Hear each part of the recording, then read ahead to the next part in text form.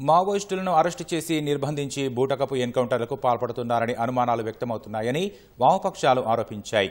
ఎన్కౌంటర్లపై న్యాయ విచారణ జరిపించాలని సిపిఎం రాష్ట్ర కార్యదర్శి జాన్ వెస్లీ డిమాండ్ చేశారు.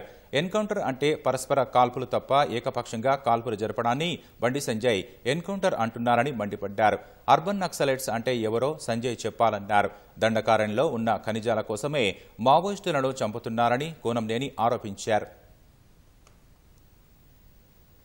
ఈ బండి సంజయ్ గారు లాంటి వాళ్ళు ఈ ఎన్కౌంటర్ ఆగదు అని చెప్తున్నారు. ఎన్కౌంటర్ అంటే పరస్పర కాల్పులు, ఏకపక్షంగా పట్టుకెళ్లి చంపుతున్నారు.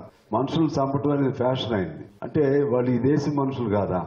తమ సర్వస్వం వదిలి అడవుల్లో ఉన్నారు. వాళ్ళ సమస్యలు ఏంటో పిలిచి మాట్లాడి సంప్రదింపులు జరిపి పరిష్కారం చేయటం అనేది ప్రజాస్వామిక దేశ లక్షణం. అర్బన్ నక్సలైట్ అంటే ఎవరు?